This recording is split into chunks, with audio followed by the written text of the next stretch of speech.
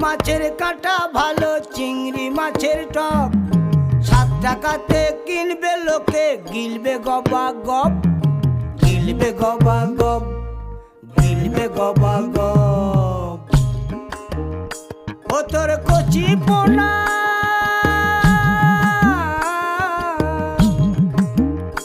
ও তোর কচি পোনা বেছে বেছে হাটে বেচা হবে গো চুনো পুঁঠি আর বেচিস না চুনো পুঁঠি আর বেচিস না ও 30 টাকা কেজি মাছ বাবু ভেয়ে খাবে গো জল দিয়ে বেশি করিস না 8টা বাজে দেরি